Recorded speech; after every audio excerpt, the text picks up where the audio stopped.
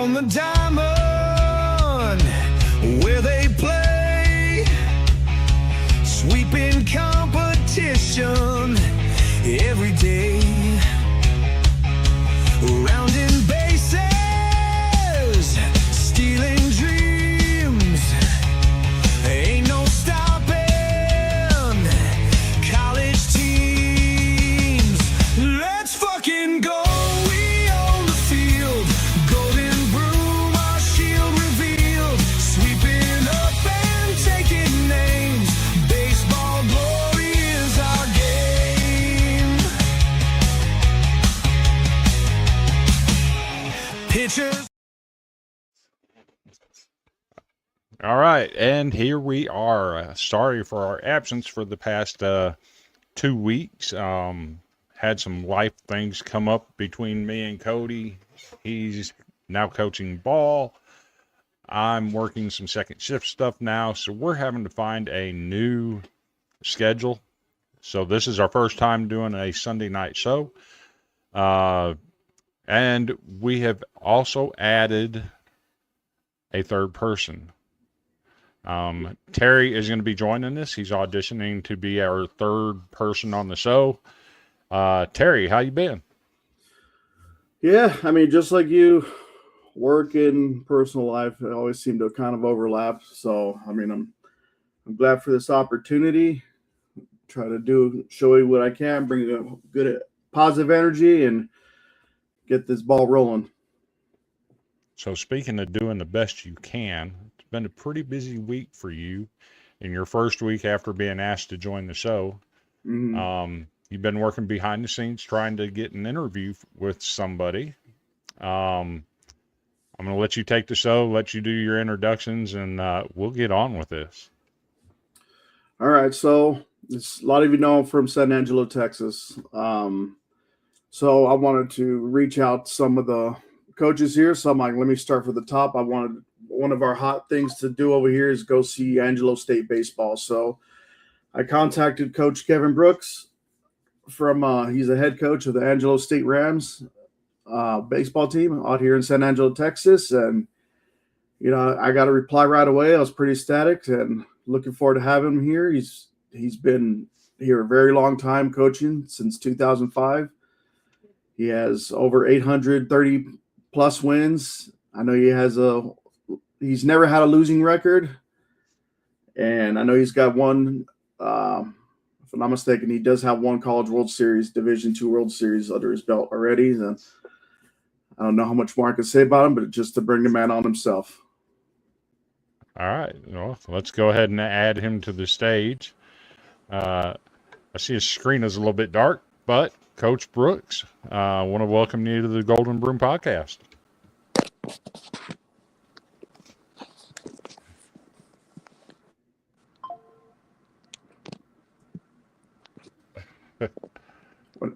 Wonder if he actually hit the camera.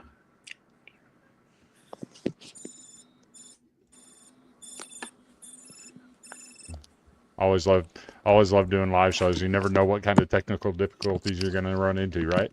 Yeah. Hopefully you can hear us. I can definitely hear him moving around. Yeah.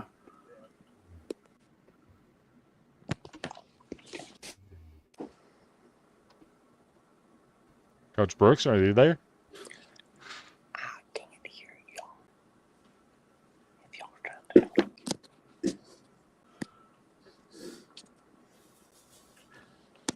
Let's give him 1 second.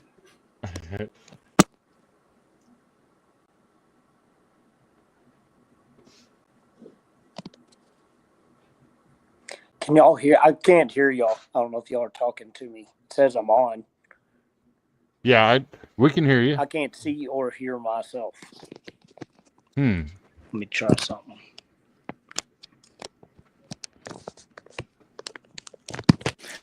Well, I still got it.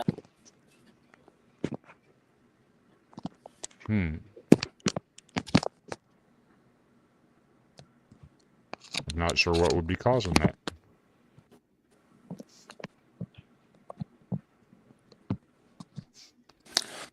Let me try to refresh. Okay.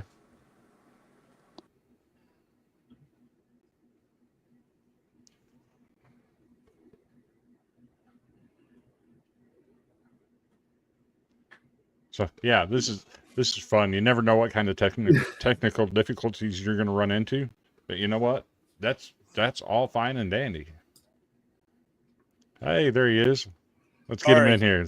That's perfectly fine. It happens. So I reloaded and got me back in. Yes, sir. Appreciate you coming on here. I mentioned before the show, we appreciate you being patient with us because we've had some things come up trying to get this scheduled. But, Coach, welcome to the show. Thank y'all for having me. Glad to be here. All right. The first thing I always like to do, especially in a case like this, you're a Division II head coach. A lot of people probably have never heard of Angelo State or Kevin Brooks for that matter. So I'm going to give you the floor for a little bit to introduce yourself, tell the world who Kevin Brooks is, and all about Angelo State. Well, I'm a guy that baseball's been very good to, and really love the game, love working with young people, and I've been fortunate enough to get to play it. And, not that my skills were very good ever to begin with, but, once I got done with that, really wanted to go into the coaching world, and luckily got that opportunity, and eventually ended up in San Angelo, Texas, which I really hadn't ever been to before, and got to start our baseball program at Angelo State, and been lucky. I think this is year 21 at Angelo State, but been a lot of great places along the way. Start off at Incarnate Word in San Antonio, UTSA, Texas A&M, and then a D3 school, Hardin Simmons. So had a great opportunity to work with a lot of great people along the way, and excited to be here. As far as Angelo State, we're in San Angelo, Texas, which is the biggest city in Texas without a major interstate going through it. So about 100,000 people. We're a little geographically isolated. We're about 3 hours from San Antonio, 3 hours from Austin, 3 hours from Lubbock, and about 4 hours from Dallas. But, what a great, great place. Is our fan support is – it's unbelievable how many people are really live and die with every pitch, and we've been lucky enough to have some success as a baseball program. Okay. That's really cool. I was reading up on your program, and I know that one of the things that stood out to me was Foster Field. Okay. It was constructed in 2000. The current seating features 4,200 seats and AAA lighting system. Coach, I don't know what you're doing down there to have 4,200 seats at a division school too, but that's bigger than a lot of D1 programs. How does that make you feel as the head coach that you can say that? Well, we're awesome. We're blessed, and it's a long story on how we even got baseball started here, but that was the big reason. We had a stadium built. The stadium was built in 2000, and we didn't start baseball till 2005, but it was for an independent minor league team. And so we shared the facility with them for about 10 years. And then it's been just our facility for the last 10, and it's on campus. And, we're lucky. I think we outdraw, I believe it's 88 or 90% of all Division I programs. So, come and fill the park and support our guys. And, it's a big deal in the recruiting business and trying to get guys here because, in all honesty, most of the time you don't play in front of anybody in college baseball. There are a few Power Fours, and that's about it. I mean, I was lucky enough to coach at Texas A&M. Well, that place is hopping, Yeah. Played at Baylor. We play in bigger crowds than Baylor. And I hate saying that as a Baylor guy, but, we've created something quite special in the community and school, been huge supporters of us. Okay. And something else that stood out to me, you talked about you resurrected the program in 2005. In just your second year, you went to the World Series. How does that make you feel as a coach that you were able to do it that quick? You cut out a little bit, but I think you were asking about getting to the World Series so fast, year 3. Yes. I heard the last part. One, I think really naive young coach that didn't know any better. I think that's really one thing. And, I was really I thought the first year we'd win the national championship.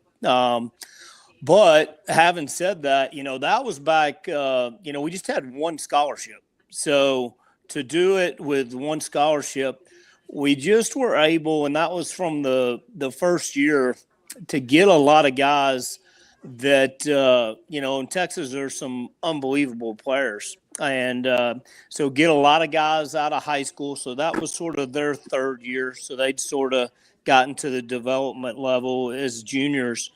And then fill that in with a lot of good players that maybe just were overlooked. And we've always prided ourselves on our development. I mean, it's sort of what we hang our hat on. And, that group really, we had a lot of original members of the team, like I said, that were high school guys that but that was an amazing team. I just remember the crazy thing. So we lost our top 4 pitchers that fall for the year. Oh, wow. So that's not a real, you're not feeling real good about yourself right there. And our roster was much smaller. than it is now. And we had pitching tryouts at one point and found 2 or 3 really good dudes that just really hadn't pitched much. And then we had some other pitchers that really developed that year as we went forward, and really, really special group to get there. Because I think that's the fastest ever been done Yes. in the NCAA. Yeah. Yep. So really proud of that. See, it's interesting that you mentioned that you had lost 4 pitchers in the fall.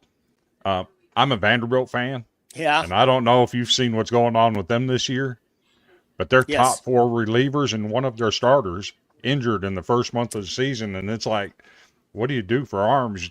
They're down to 10 pitchers right now. So I get Yeah. what you're saying about you don't know where you're going to go when you have that many injuries. It's tough. I would say it was nice that it happened in the fall rather than the spring, because the spring, you're going and it is scramble mode. Yes, sir. We did know early enough to where we could sort of try to plan for it and just sort of get everybody ready. But it was a really special group, and then, had some guys with rubber arms, that were able to throw a lot of complete games, which you just don't see in today's world, for sure. Not at all. You got any questions, Sherry? Yeah. Okay. So for me, I've only been out here since 2019. I transferred over from Edwards Air Force Base. I currently work civil service at Goodfellow. Awesome. And I know anything about Angelo State. I just started. The only reason I knew about the baseball teams because occasionally, like once a year or something, they would come over to Pauline Church during the playoff time, or So I was meeting a lot of them when I was doing the parking lot duty and everything. And I've yet to really go to a game. I've been wanting to, but just something's always seems to always hinder that. So my question for you is, since I'm not familiar with Angelo State, like as a whole, who is, if I'm going to go see a baseball game, because that's what I plan on doing, especially this season, who is like the biggest rival for Angelo State if I want to go watch you guys play against them? Oh, that's a tough one. First, let me just say, man, you mentioned Pauline Church, and I'm a member there. Both of our assistant coaches, Coach Adam Foster, Sam Moat, and a ton of our players go there. But, that's actually our very first thing we do as a team every year. Our faith is very important to us. Like everybody, we stumble and get back up, but that means a lot. I mean, we're a state school, but it's definitely something we want to expose our players and give them the opportunity to do if they want to pursue that. And so that's something big. I would tell you right now, April 10th, we play West Texas A&M, who's a big rival of Angelo State's, and they have a really good ball club every year. And then I think we've got the Budweiser Clydesdales coming in that night. I keep trying to talk them into letting me ride it and maybe put an eagle on my shoulder, as I come in, a little like the commercial. I don't know if I'm going to get that done, but I just know those things are just absolutely huge. So I'm hoping I can get a peek at them, because I've heard they're pretty special animals. Yeah. And they're pretty monster too. Like just being next to one, not necessarily the Budweiser ones, but just that particular breed of horse in general. They're just enormous. Mm-hmm. But, So one question I always like to ask, okay, you could probably look at me and tell that I like to eat. I'm sure Terry likes to eat. My regular co-host Cody, who's under the weather tonight, he likes to eat too. So the 3 of us are coming over to Angelo State to meet you for a meal. Are you going to cook for us, or do you have a spot that you're going to take us, and what's on the menu? I am definitely not cooking. Around Angelo State, I think we've got probably 10, burrito places within, I don't know, 2 miles. And I'm a big fan of the burritos. So it's going to be Mexican food. And I would say, corner stop burrito place. It's just a little small family owned hole in the wall. The other one would be Diego's, and it's the same thing. There are just so many of those places. I personally like the Giso rice and cheese, but you got lots of choices, and you can never go wrong. Okay, that sounds delicious. I'll be on the plane this week to come down here. So picture this real quick. Just give you a little quick visual for that, Chris. So Diego's burritos. You imagine Subway, but for burrito making.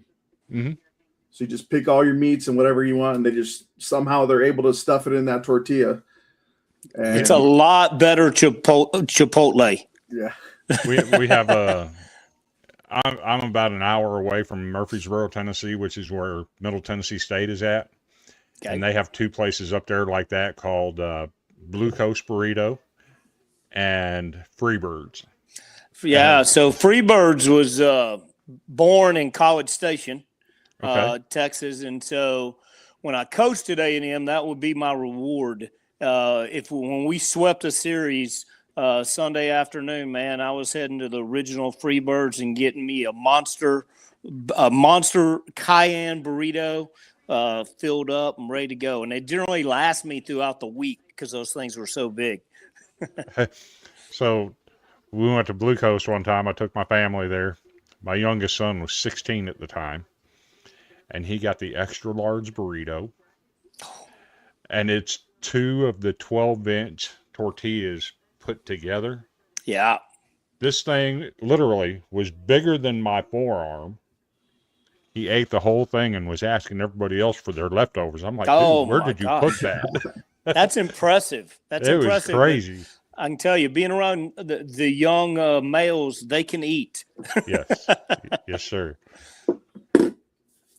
Now, I do have a quick question, and I ask this because it's like rare to see a coach like yourself staying in one place for so long. It's like you don't really see that much kind of like loyalty, it seems anymore. What's like the biggest thing would you say besides the players or the community or a combination of both would you say it's kept you in San Angelo at Angelo State particularly this whole time? Well, it's a great place to raise your children, for one. And when I coached at Texas A&M, worked for Hall of Famer Mark Johnson, and what a great guy. And he gave me probably some of the best advice I've ever gotten. And it's pretty simple. Don't mess with happy. When you're happy someplace, a lot of us, and you see that right now, obviously with the transfer portal and all that stuff.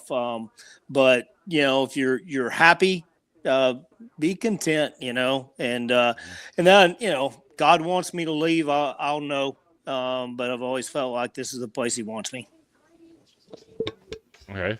It's interesting that you bring up the transfer portal.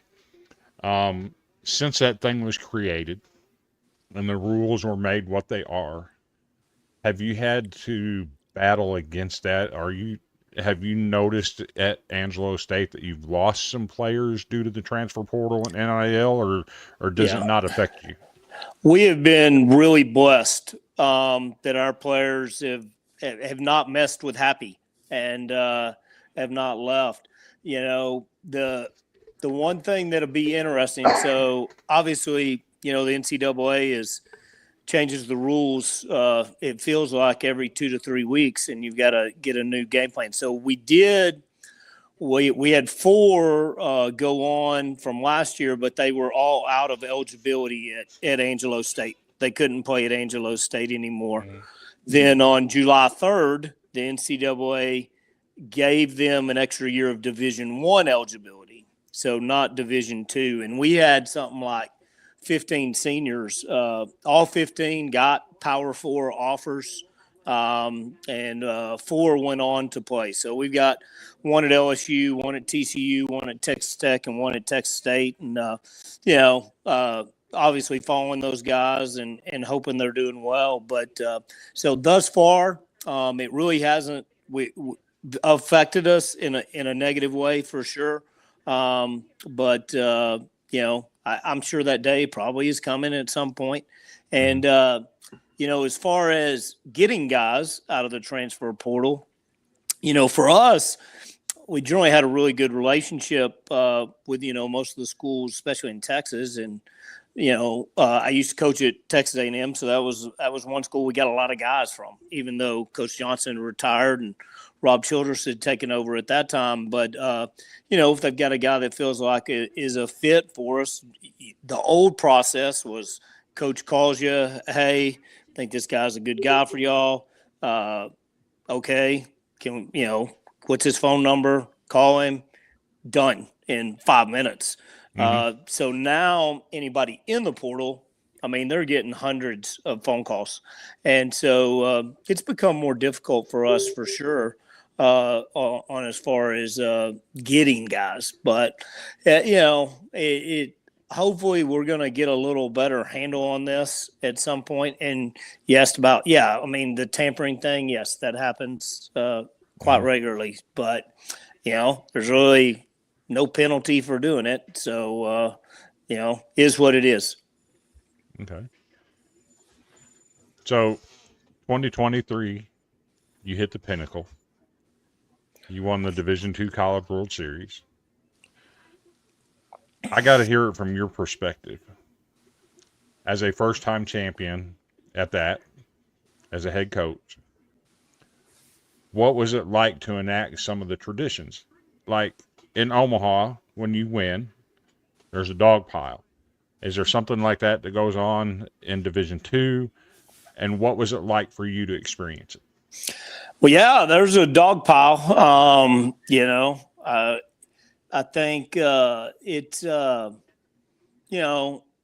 was really cool to watch our players get to do that, knowing how many hours they've spent and how hard they've worked and just what a difficult thing it is to do. There are not a lot of national champions walking around the world, and that's something you never be able to take away from those guys. But more just a huge sense of pride in those young people. And then me, I'm sort of one eye up a little bit right now on the World Baseball Classic. I love baseball. I really love the international baseball. And so, I told my players for years, I was like, look, this is all I want. I want one thing. If we win it all, I want y'all to throw me up in the air like they do, the Japanese managers when they win it. So They did. That really was the highlight of my day. We happened to win a national championship too, but that was my highlight. Okay. So you mentioned the World Baseball Classic. You see some of the celebrations of the players. Yeah. You see some of that has crossed over into the college game. Absolutely. Do you think there's a line in celebrations that should not be crossed? I do. I don't know I don't think anybody made me the baseball police, but, and it's just a me thing. It's an Angelo State thing. I love college baseball. I have a very difficult time watching it.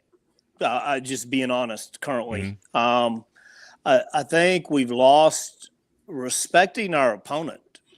I believe me, I want to, whip whoever we're playing, and, I'm not going to be friends or anything at that, for those 3 hours. But I respect the fact that I know they're giving great effort. I know they've worked hard too and all that stuff. And I just think, again, it just sort of comes on to living life, and also a little bit of, act like you've done it before, but maybe sometimes you haven't. So maybe that's why it's a really big deal. Right. I think true emotion is great for the game. When you hit a double up 16-2 in the sixth, I really don't know how much that is. And just, and that's just me. I think the true emotion's a great thing for the game. I think it's great for the players. But, in my mind, it has toned down, though, I feel like this year compared to maybe 2 years ago. So maybe we're starting to get the right, the right amount. I don't know if that's accurate. I guess I shouldn't say it. I mean, we had a dude rip his shirt off, not on my team, but on another one a couple of weeks ago. And I was like, goodness, that's a little too much. But I guess it was a big deal. Obviously, you didn't see the Florida highlights today because there was an incident there. That was it. Well, it just it's up to the coaches in my mind. I mean, that's our fault, and we just gotta let them have fun, but let's not embarrass ourselves or the other team. Is sort of my line. Yeah, to me, what happened in the Florida-South Carolina game today, I thought that should have been immediate ejection. Yes, he pimped his home run. I get it. But then when he tossed his bat directly into the field of play towards the pitcher, to me, that's disrespectful. Yeah, and you see some of that. I mean, I just saw a little highlights of the night. And that's one thing. We just got to get more consistency on how it's regulated. I just saw highlights. I know Oklahoma and A&M got in it the other night, and I really don't think the Oklahoma guy did too much. And I think he got ejected. I'm not sure. And then I know Texas, obviously the Ole Miss guy, on Friday night hit the grand slam in the ninth to give him the lead.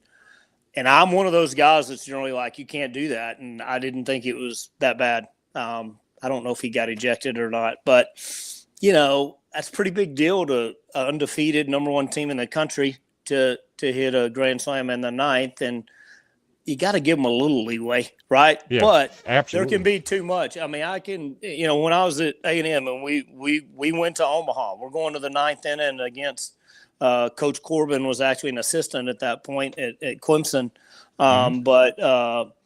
We hit back-to-back solo home runs, and we were visitors, even though we were playing at home. And the first one, the dude threw it 35 feet in the air. And, that's a pretty big deal, So I don't think he's showing anybody up. I think he's really, really excited. So I just think we got to get better at reading the moment, the team, all that stuff. And then, as you said, when you throw it at the pitcher, at the other dugout, all that stuff, then, then maybe there's some ulterior motives. Okay. You got something for him, Terry?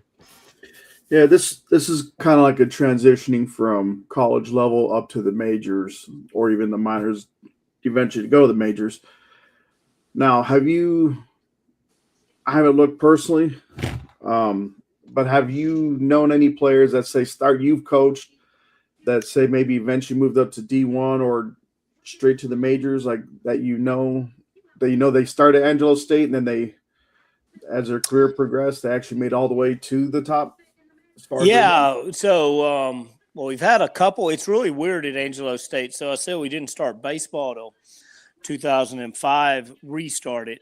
Obviously the movie The Rookie with Jimmy Morris. I don't know if y'all are familiar. It's starting to get a little older, but with Dennis Quaid and the retired teacher that on a bet with his team went and tried out and made it to the big league. So Jimmy Morris is an Angelo State graduate and played here. He did not play baseball. He played football because we didn't have baseball. So, and then Zach Stewart, who was on that 2000, now he's on our 2006 team. He pitched 5-6 years, I think, in the big leagues, and then went and played in Japan for a while.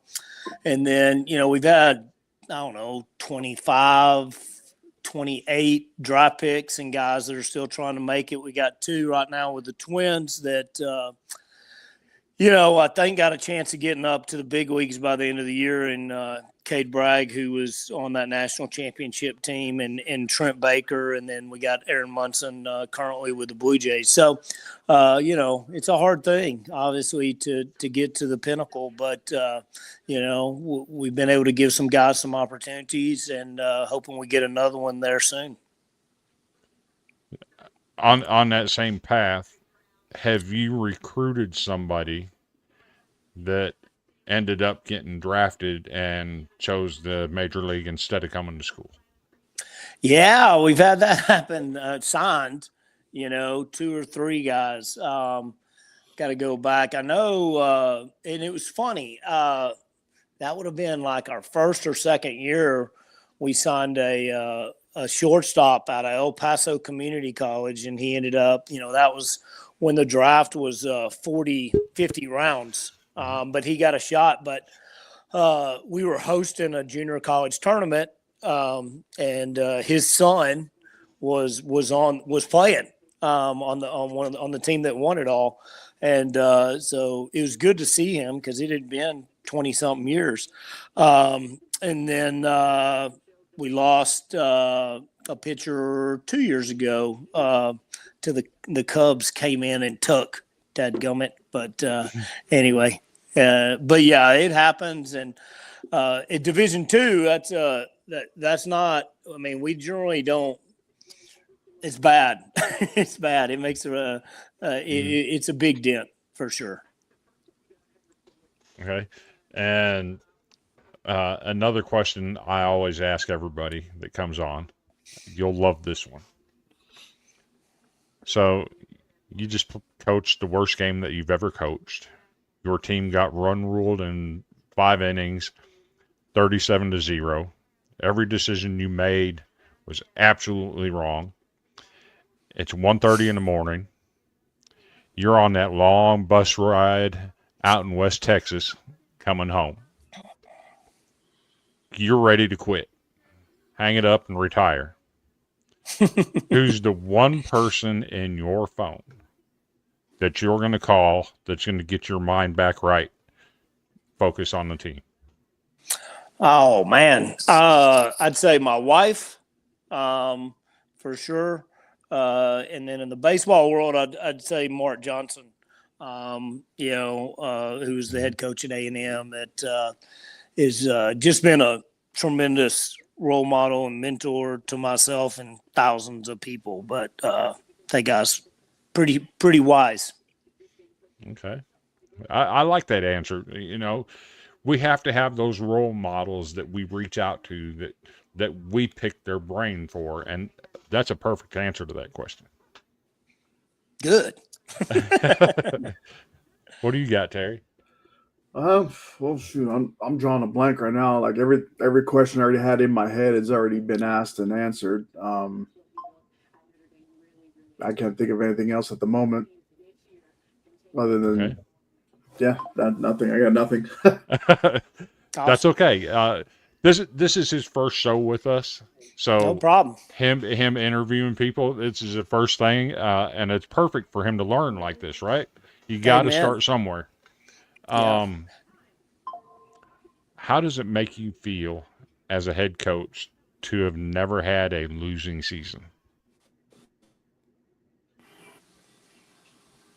Uh-oh. I lose. Uh-oh. Can you hear us? Oh, here you go. You're back. That's so weird. Okay. I think there's a camera icon in case you accidentally hit that to black it out.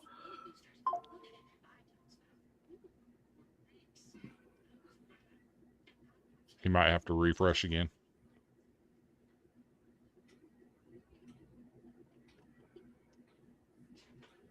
There he is.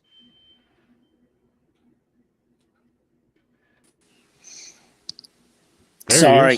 he is.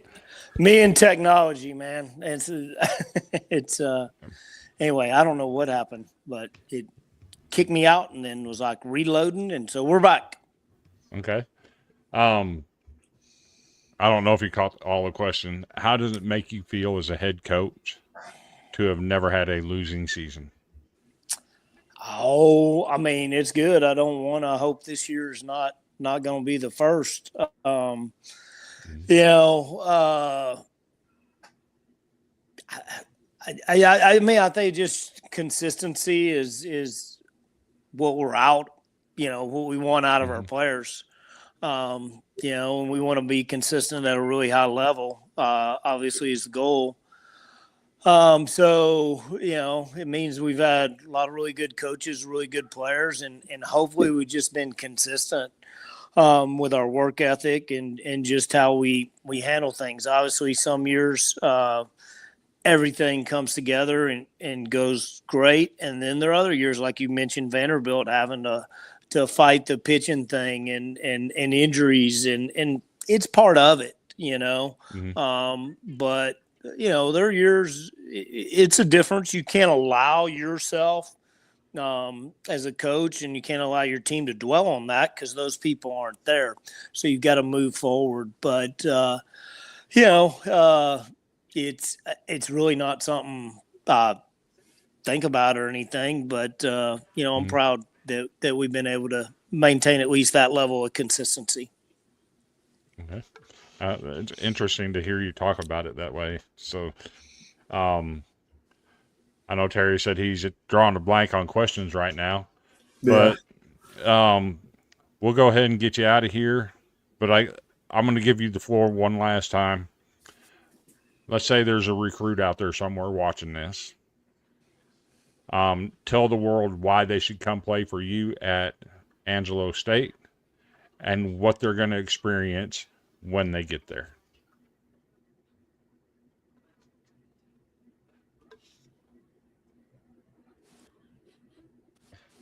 Up.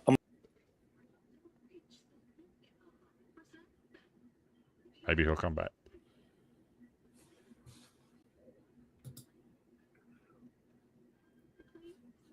Fingers crossed. Well, it's showing 2 people. Hopefully he'll go back to the email. Oh, okay. There's 3 people now. Dadgum, sorry. No, You're fine. You are fine. I heard your question, and then I was getting ready to talk, and then went away. Do you want me to just pick up and answer that? Sure. Well, you know, I think to me, as a player and as a coach, I like winning. So I want to go somewhere I got a pretty good chance to win because, man, losing is miserable. You know, does the team have and coaching staff have a track record of getting guys better? Do have the facilities in order to be as good as I can get?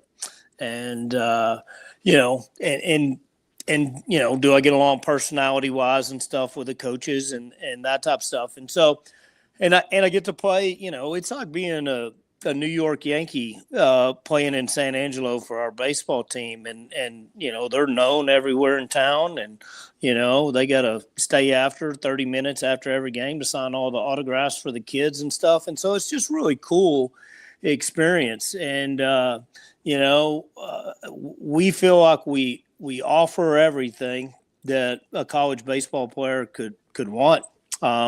We just have a 2 behind our name instead of a 1. And, you know, if the Roman numerals that important, then it's probably not a good fit here.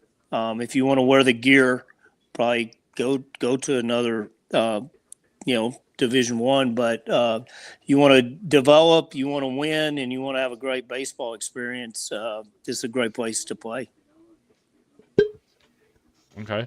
I appreciate that. That's a great selling point, being able to win consistently the way you have. And talk about getting players better and the overall experience. Myself, I'd be glad to have some of your players on. You talk about getting them better and whatnot. Media training, learning how to do interviews. I'd be glad to have them on to help your program out any way that we can. I'm sure Terry feels the same way. So if you have anybody in mind, shoot them our way. Let Terry know, and we'll get them on and give them the experience, because so often you don't see guys at the lower levels, like at the JUCO level or the D2 level, getting an opportunity to do an interview. Right. So we'd Well, love and to help out in that way. Awesome. And that's the one thing. I mean, our guys got to do it all the time, which is good. And again, that's one of the things that is nice about being the, big fish, small pond. And I think it helps them so much after baseball. But I'll definitely shoot Terry an email or something if some of the guys want to do it, and they'd be good. Hopefully more entertaining than me. You've been great. You've been great. You've been great. I mean, or if, like we said, we run into each other at Paula and have a little chat there and everything. It's like, I honestly, I didn't know you went there. Yeah. There's a lot I didn't know about the team up until today, but I decided to just, let me try to reach out. That's awesome. Like, I want to recruit people for the show because I see them always doing interviews. So I'm like, well, let me start local and then, go from there. And so I appreciate you. Awesome. With the quick replies and, like I said, the patience with all this. Like, I'm glad your season's going smoother than this whole trying to get you on the show was. So. Right. Well, like I say, I'm sorry. I don't know where I went in the cloud world or whatever those 3 or 4 times, but we have a strict rule at the field, and that is I am not allowed within a 50-foot radius of any technology because I break it. So you're not on the pitch comm, huh? We are. I'm just not allowed to touch it. You just have your arms folded the whole time. Just like, yeah. So anyway, well, thank y'all for having me, and I appreciate it. And yeah, Terry, hope to see you at church. That's one thing that does stink about this time of year.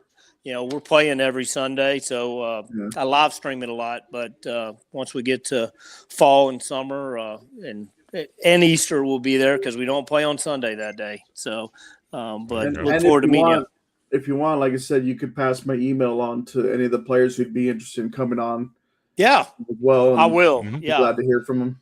I'll do that for sure. So appreciate both of your time, and we appreciate your USA time as well. Can hold on and win this sucker 2-1 right now. Yeah. So Go my America. other team got eliminated, and that's Puerto Rico. So did it? Well, I've got my Australia hat on. One of our former players is the hitting coach there, and one of our former players is our strength coach. I was hoping they were going to get a little further this year, but anyway, didn't happen. So I'll take the good old USA is always a very good choice as well. Yeah. Yep. So all right. Well, thank we you all, appreciate guys. you. Appreciate Thank you. you so much, Coach. All right. Y'all have a good night. You too. Thank you.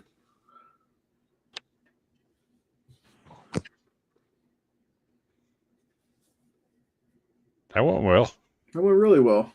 With all the technical difficulties and everything going on, I thought that went pretty great. Yeah.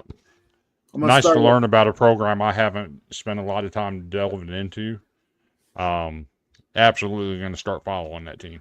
I'm going to definitely check out the April 10th he was talking about, but I might check out a game before then as well, because it seems like every other weekend they're in town doing their 3-game series, and then they're on the road, so it's like they're alternating, what I've noticed. But I definitely want to check out the April 10th for their rivalry game, because I'm always like a big heckler, especially if I'm not familiar with the rivalry teams, but that's not going to stop me from, running my mouth against them. But right.